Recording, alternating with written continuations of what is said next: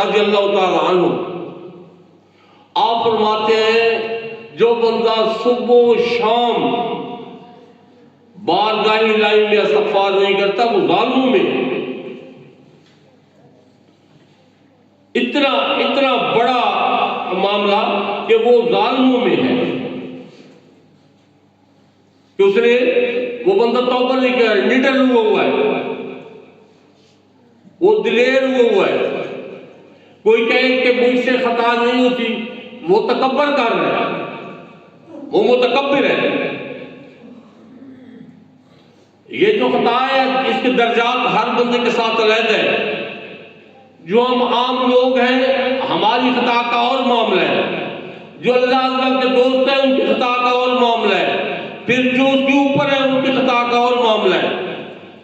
کیونکہ اللہ تعالیٰ عز کے خاص و خاص جو بندے ہیں جب ان کے دل میں کوئی چیز کا خیال آ جائے تو وہ ہم جیسے عام بندوں کے کبیرہ گناہ سے بھی زیادہ ہے، کیوں وہ اللہ عز کو پہچان چکے ہیں، اللہ تعالیٰ عز کی پہچان ہے ان کو۔ اس کے بعد ان کا ایسا خیال دل میں اور وہ خیال ٹھہرنا وہ پھر بہت بڑا جرم ہے ان کے لیے۔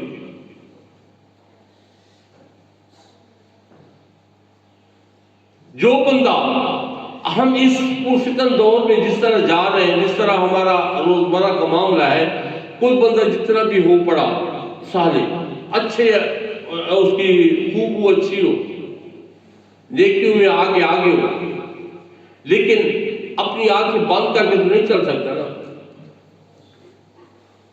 یہ جس نے یہاں سے ایک بندے نے اس گاؤں سے جانا ہے شہر کی طرف، وہ آنکھیں بند کر کے تو نہیں جا سکتا، دیکھ ہی جائے گا۔ تو یہ روڈز کے اوپر اتنے بڑے بڑے اشتہار لگے ہوئے ہیں، عورتوں کی تصویریں سے، اس کے علاوہ اور کچھ بھی نہیں ہے، کہاں سے نظر بچائے گا؟ بازاروں میں جائے گا، اس کی ضروریات ہے، اب ضرورت کی وجہ سے کیا وہاں پہ عورتیں ہی عورتیں ہیں، جہاز میں جاؤ وہاں پہ عورتیں ہیں، کہاں سے بچے گا؟ اب تو یہ فقیر کہتا ہے کہ اس طرح دنیا میں رہو، سمجھو پانی میں رہو اور نکلو تو خشک ہو۔ اور یہ کس طرح ہو سکتا ہے؟ جب تک اللہ تعالیٰ نہ چاہے اس وقت تک یہ بہت مشکل ناممکن ہے۔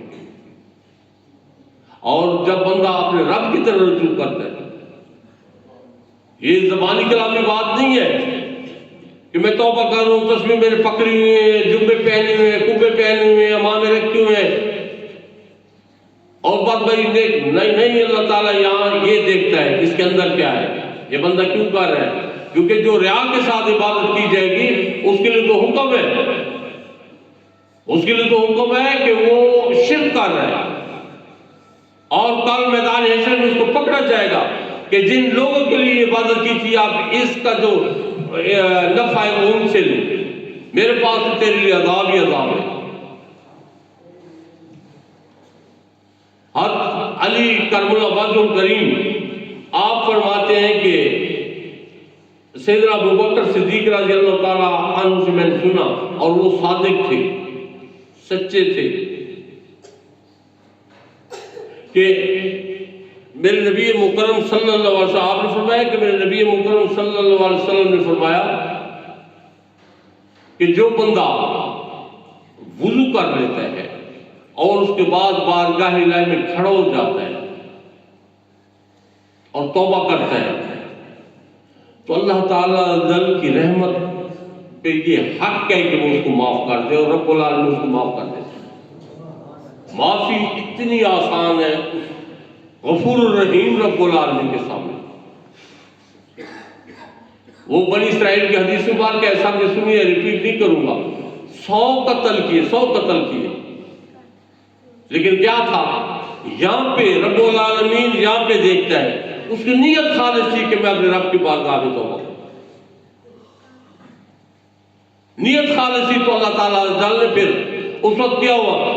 بے شک کہ اس کے قدم اس کے دوستوں سے دور تھے، لیکن اللہ تعالیٰ زمین کو حکم دے زمین سکڑ جا، کیوں؟ اس کی نیت خالص تھی، ایک خالص توبہ کی وجہ سے نکلا تھا، تو میں نے اس کو معاف کیا۔ 100 قتلوں والوں کو معاف کرنے وہ قادر ہے۔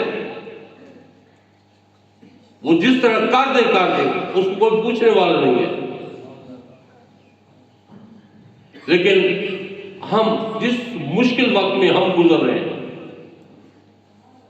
تو ہمارے پاس، کیونکہ میرے آقا پاک صلی اللہ علیہ وسلم کی حدیث مبارک ہے کہ اللہ تعالیٰ نے میری امت کے لیے 2 چیزیں چھوڑی ہیں، ایک استغفار، ایک میں خود، اور دوسرا استغفار.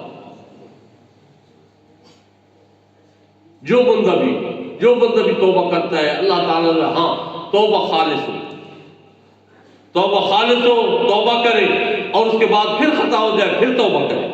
کیونکہ حکم ہے نا، ایک دن میں اے بندے تجھ سے 100 دفعہ تجھ سے خطا ہوتی ہے، تو 100 دفعہ میری بارگاہ اقدس میں آ اور 100 دفعہ تو معافی مانگ اور تو مجھے 100 دفعہ ہی معاف کرنے والا پائے گا. یہ نہیں ہوگا کہ میں تمہیں 99 دفعہ معاف کر دوں، 1 دفعہ معاف نہیں کروں، میں تجھے 100 دفعہ ہی معاف کروں. تو تیار ہو کے تیار، توبہ کی پوری جو ضروریات ہیں وہ پوری کر کے تو معاف. مطلب یہ نہیں ہے کہ زبان سے توبہ اور دل میں ہو کہ نہیں پھر کروں گا یہ کام، یہ چوری میں نے کرنی ہے، پھر اس کو میں نے گالی دینی ہے، اس کے ساتھ میں نے لڑائی کرنی ہے، اس کو میں نے قتل کرنا ہے. دل میں یہ اور اوپر سے کہ توبہ، پھر اس کا مطلب کیا ہے کہ وہ اللہ عز و جل کے ساتھ مذاق کر رہا ہے.